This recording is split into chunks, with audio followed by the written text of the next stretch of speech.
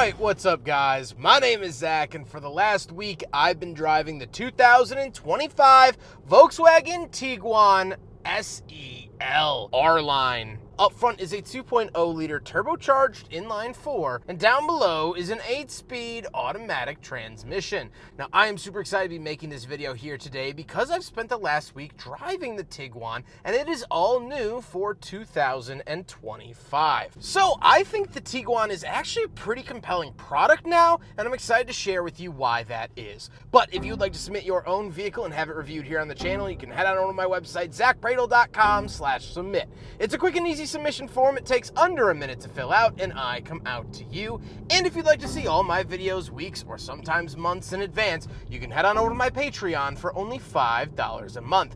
But let's get back to that 2-liter turbo under the hood. Well, that is the bread and butter of the Volkswagen Group for the last 10 to 20-ish years. It's nothing new, and that's actually a very good thing. This 2-liter turbo has been a workhorse in so many vehicles over the years, from low-model Porsches to everything else that they make. Name a Volkswagen product that's gas-powered, and it probably has an option for this engine, and that's a very, very good thing. All of the kinks are mostly worked out, and if they're not, there's going to be a lot of support because there's literally millions of these running around any given day. Now, like I said, paired to it is an 8-speed automatic. It's honestly been fine. It's not the fastest transmission I've ever felt, but for daily usage, it's been comfortable, and I like to feel that. Last but not least about the drivetrain, this has the 4Motion all-wheel drive system. However, of course, you can find base models in only front wheel. How does it feel to drive the Volkswagen Tiguan? Drives great. You know, it actually does have sort of a sporty-ish feel. The turn-in is very satisfying and responsive. The throttle is fun and punchy enough. You could pull away from a stoplight. You might screech a tire if the asphalt's a little damp. People like that. I like that. It's engaging enough. It's not a GTI. It's not a performance-oriented vehicle, but my spine isn't being broken. It's been comfortable, and honestly, for a vehicle like this, middle of the road is the best position to be in. Visibility's good. Overall, no complaints. With that stuff out of the way, let's talk about the interior. Well, in front of me, I have a completely digital gauge cluster. Now, I can swap this around and get some different information and change the colors of it, which is all very, very cool. And it works well. It's a little busy. There's a lot going on some of these pages, especially with the GPS in the background. It can kind of be overbearing, but if you switch it to this more calm screen, this actually looks a lot better. This is what I had in the GTI and Golf R when I had them, so I like seeing it here. On the steering wheel, on the left, we do have our adaptive cruise control and volume, and off to the right are our selectors for that gauge cluster screen, as well as skip track, and this does have the R badge down at the bottom for the R-Line. Off to the left, we do have a climate control vent, but that's where you'll start to notice this wood accenting on the dash. Love to see that with this brown interior leather. Again, really, really lovely. And then we have our headlight settings down below. Interestingly, Audi puts this on the door, but Volkswagen leaves it over here. And then moving on to the door, we have our lock and unlock with the latch to get in and out, power mirrors, and power windows. Moving into the center, we get our giant infotainment display. Now, this is a pretty big talking point for the vehicle, just because everything is ran through here.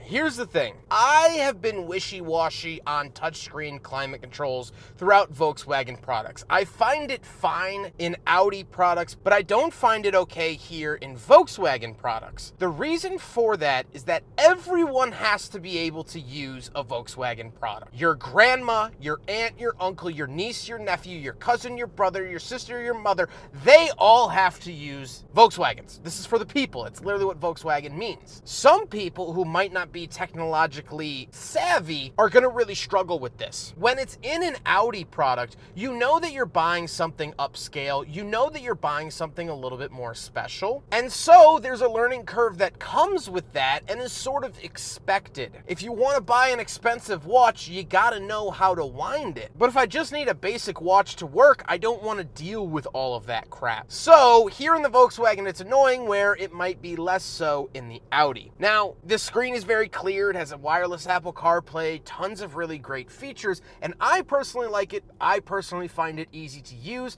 but that might not be the case for your Nana. So that's that. We do get a 360 camera. That definitely helps out, and the backup camera has relatively clear resolution. Down below, we do have sliders for the climate controls. We do get dual zone sliders, as well as we get our volume slider. Again, I don't like this. I don't find it very intuitive, but that's what they've chosen to do. And then we have two climate control vents with the hazard switch, and we have our center console. We do have two cup holders off to the left, so we will do a big freaking bottle test, and it unsurprisingly fails. But then we do have our engine start stop button. Again, I found this kind of hard to find originally. Normally they're circular, normally there's some type of red accenting or something to kind of denote that it is the start stop button. This looks like it could be traction control or some accessory button. It doesn't look that important, so it's easy to breeze over. However, we do have the power parking brake, and something that I do like is this volume knob down below. So first of all, I love having a physical volume knob. I think that's great, but it's actually a tiny little touch screen that you can cycle through different things and use this knob for other activities. Very, very cool to see that, and I like that little piece of tech. I think it adds a lot of modernness to this interior. Then we do have a giant openable cubby. It has a wireless charger as well as two USB-Cs. Center console and the seats. The seats are massaging, which is very nice. They're heated and ventilated as well, and they have been very, very comfortable over my week with the Tiguan, so I've liked to see that. However, speaking of seats, we do have a second row, so let's go do a back seat review. All right, so we're in the back of the 2025 Volkswagen Tiguan. I'm trying to not blind myself, but I don't think it's working. Down below, we do have heated seats, climate controls, two USB-Cs, and climate vents. We also have this pull-down center console with two cup holders.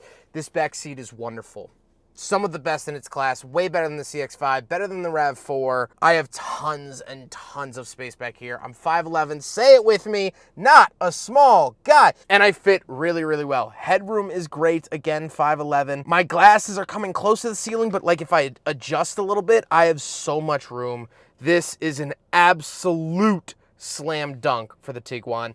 Really, really good stuff here. We have Harman Kardon speakers in the doors. The caramel interior carries on back here. Love to see that. Let's hop into the very back. We'll take a quick look at the trunk and cargo space, and then we'll talk about the looks. All right, around the back of the Tiguan. Button underneath here, and it pops up just like that. Oops. Some of my tissues, because I'm having my seasonal allergies right now. But besides that, here is your rear trunk space. Again, very good for its class, size, and segment. We do have some little trays over here, 12-volt outlet, and we have buttons to pull down the second row of seats at the push of a button. We can pull this up. We do have our spare tire with our somewhat subwoofer down there, but we do get a spare tire, which isn't always a given on modern vehicles. Come up here, one single button, easy to press and push, and you get the power-operated tailgate right back down. Now we gotta talk about the looks, and I think the refresh of the Tiguan actually is very, very handsome, very attractive, and I like seeing that out of Volkswagen. I really like just the aesthetics of this car with that wood grain and brown interior, but also with the exterior. I think it's handsome, I think it's dignified, and I think it certainly looks very good. But with all of that being said, let's get on to my final thoughts. What do I think driving the Volkswagen Tiguan for the last week? I've liked it. I really, really like this SUV, and I think Volkswagen is moving in a very positive way in terms of kind of regaining their individuality. Volkswagen, especially here in the United States with the hippie movement of the 1960s, were always very expressive vehicles. You didn't buy a Karmann Ghia because it was the best coupe or the best roadster. You bought it because it was beautiful and could be bought at a relative bargain. You only got styling like that from like Alfa Romeos and Ferraris of the time. That was actually an affordable people's car that was also a piece of art. The old pop-up camper buses, the old Bugs were always in very expressive colors. And it's nice to see that Volkswagen, I believe, is starting to go back towards that, leading with the ID Buzz, bringing back the colorful palette and the individuality, but I think the Tiguan does it well too. I like this interior a lot. I like the exterior. I think it drives well. This car feels like it has a certain personality. It feels like maybe we don't agree on everything, but that's what kind of keeps this car alive. That's what kind of keeps this car interesting. It doesn't drive like a boring, mundane RAV4. Driving a RAV4 is like accelerating an Excel spreadsheet through traffic. It's boring, it's numbers, it's decimal points. But this feels more vibrant, it feels alive, it feels like there's a pulse under these seats, and maybe that's the massage feature tricking me, but that's what this car feels like. It has personality, and I like to see Volkswagen moving back towards that. I think in the late 2010s, they somewhat lost part of their personality. Feels like they're starting to get that back. Maybe they're dialing back those prescriptions that dulled their personality. Feels like they're coming back to what they used to be, reclaiming their old souls. And I like that a lot. I hope you guys enjoyed the video. Huge thank you to Volkswagen for letting me borrow their Tiguan for the last week. Huge thank you to Drive Shop for facilitating the cleaning and delivery of the vehicle. And of course, the Midwest Automotive Media Association. But I hope you guys enjoyed the video. Don't forget to rate the video, comment on the video, and subscribe if you really liked it. Take care, guys.